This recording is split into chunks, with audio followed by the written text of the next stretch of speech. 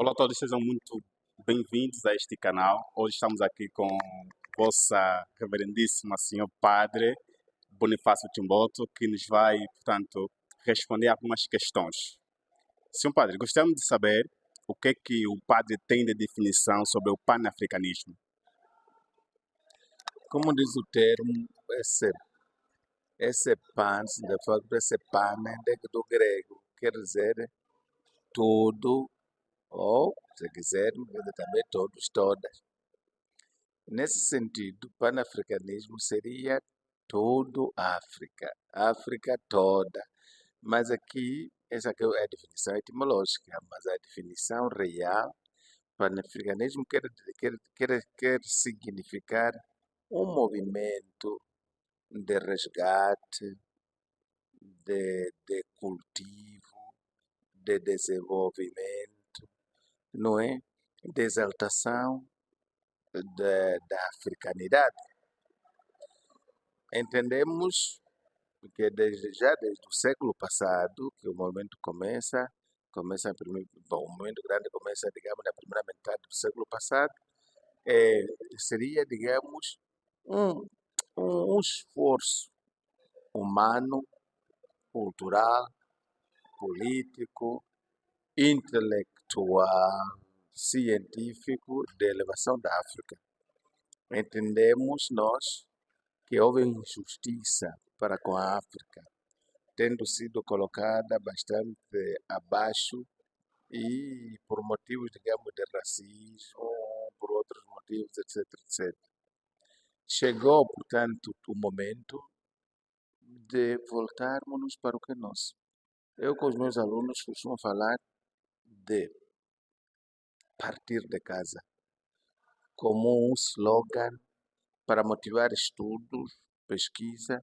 Nós temos que partir de casa, mas também metodologia, quer dizer, e desenvolver o nosso modo de ver o mundo.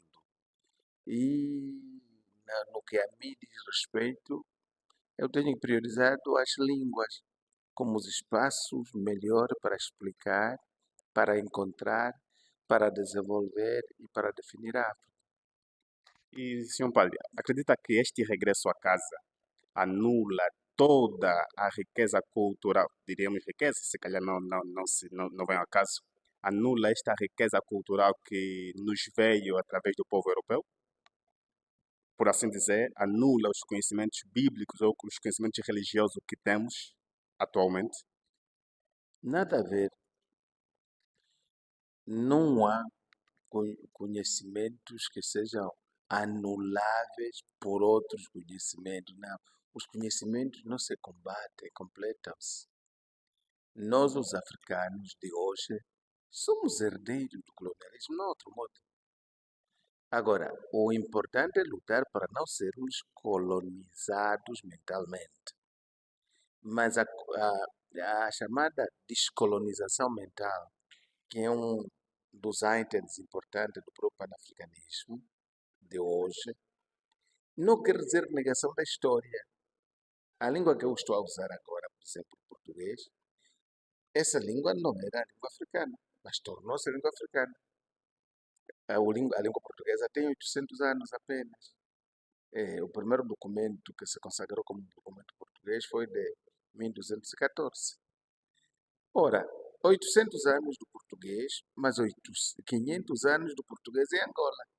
Isto quer dizer, o português é tão nosso como um dos portugueses, como um dos brasileiros. Portanto, a afirmação da africanidade não é necessariamente um conflito com o passado. Não, nós temos que nos reconciliar com o nosso passado. Triste ou glorioso, nós temos que nos reconciliar com ele. O nosso interesse deve estar voltado para o futuro. Por exemplo, gasta-se muita energia a lutar contra o passado, quer dizer, a colonização, a escravatura, quando na verdade devíamos lutar para o futuro, modificando o presente. Nós, por exemplo, por desgraça, aceitamos aquilo que se diz colonialidade de poder. A colonialidade de poder o que é? A colonialidade de poder, segundo a definição daquele Quijano, o autor peruano, é que nós, apesar de sermos estados descolonizados, apesar de sermos nações já pós-independência, estruturamos a nossa vida, organizamos a nossa vida a partir de uma mente colonizada e colonial. É a mesma estrutura de poder. Se tu, por exemplo, olhas como a polícia persegue as mamás sungueiras, aquele castigo que se dá, como matam com a facilidade com que matam uma senhora que está a correr e é apanhada de trás e depois o ministro vai aparecer a justificar aquilo. Aquilo não é que dê raiva, aquilo dá-nos pena, é demais onde estamos. E nesse caso, aquele é a mesma repressão da polícia colonial. Ora, nós temos que libertar a mente. No fundo, quem naquele episódio, naquela fotografia está mal, não é a mamã zongueira ou a mamã que foi morta. Quem está mal é o polícia. É a nossa estrutura de poder, que é muito herdeira da colonização. Portanto, nós temos que libertar o país dessa mentalidade colonial. No que diz respeito à religião, a religião, por sorte, tem uma vantagem que outras instituições se calhar não tiveram. A religião foi, e mesmo a religião cristã, foi criada sobre bases da religiosidade popular africana. Se tu fores ver, por exemplo, Deus é suco para o mundo, Kalunga para Kwanyama, Zambi para outros, Mukulu para alguns, Mukulumbá para outros. Portanto, e os dogmas da fé cristã já desde o início estão a dialogar com os dogmas da religião tradicional africana, de modo que eles não precisam viajar.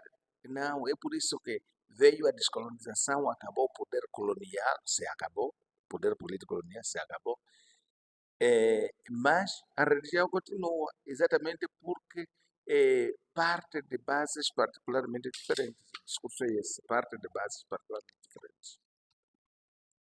Ok. E para os que têm lido a Bíblia, e parece que mais que nós, dizem que existe texto e contexto na Bíblia que fortifica ou incentiva a escravatura. Por essa razão é que o panafricanismo luta inclusive contra a Bíblia. Qual é o parecer do senhor padre? O panafricanismo não luta contra a Bíblia. Há alguns estupidinhos que não sabem de Bíblia nem de África, que se autoproclamam afrocratas e que lutam porque não sabem.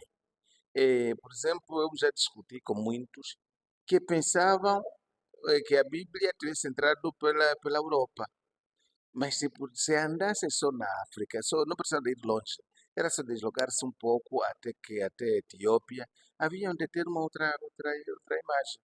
É questão de saber mesmo, é de escola. Há uma pessoa, por exemplo, que se pôs também a criticar a página da Bíblia, mas ele nunca entrou numa escola para estudar a Bíblia, nunca fez uma semana.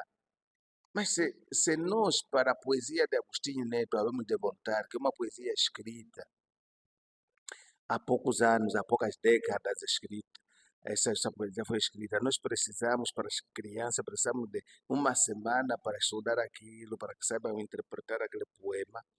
Como é que um qualquer, estamos a ver como é que a ignorância é atrevida, que nunca entrou numa sala para estudar e nem sabe de que língua vem essa da Bíblia, e ele também se dá autoridade de dizer que esta página aqui está mal, etc. Quer dizer, essa coisa não nos dá raiva, só nos dá pena. A ignorância é muito atrevida.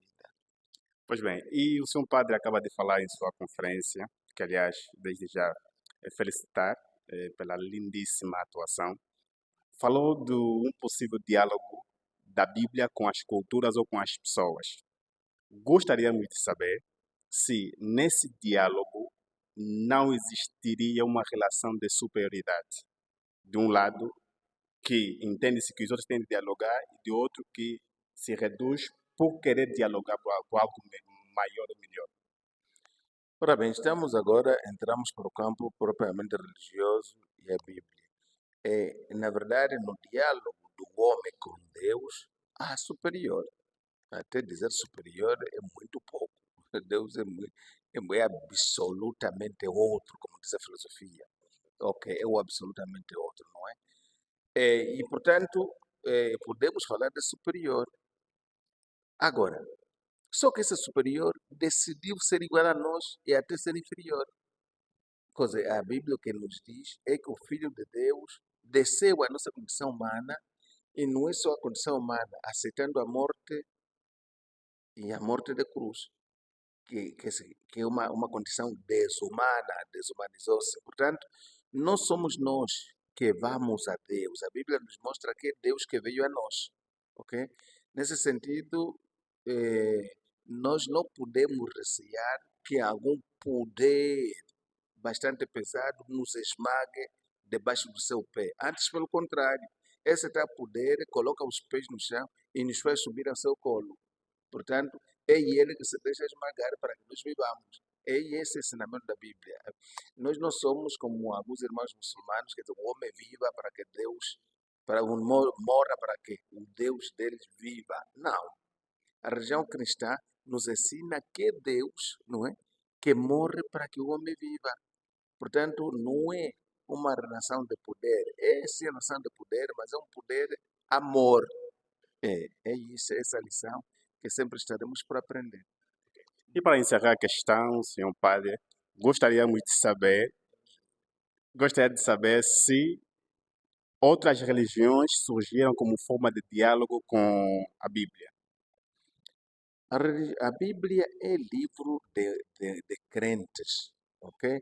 É aquilo que eu tenho dito muitas vezes, porque nós pensamos que a Bíblia precede o credo do povo. Não, a Bíblia é livro escrito por pessoas que creem já.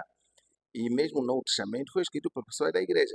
A igreja existe antes da Bíblia, menos a Bíblia completa, porque os membros da comunidade cristã, da comunidade crente, é que escreveram a Bíblia.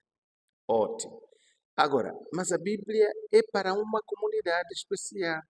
A Bíblia é para os cristãos. Não é, por exemplo, para os muçulmanos, nem se impõe a eles. Portanto, nesse sentido, é que a Bíblia dialoga com as outras culturas, mas dialoga com muita humildade. Não há imposição. Nunca ninguém, digamos, debaixo de uma espingarda, nos vai impor o cristianismo. Não, houve erros no passado, houve excessos, mas não, esses excessos não vieram do coração da Bíblia, vieram da interpretação cultural da época. Sim. Muito obrigado pelas questões e pela sabedoria passada, senhor padre. Esperamos vê-lo nas próximas aparições. Você que nos acompanha, subscreva no canal e estamos juntos.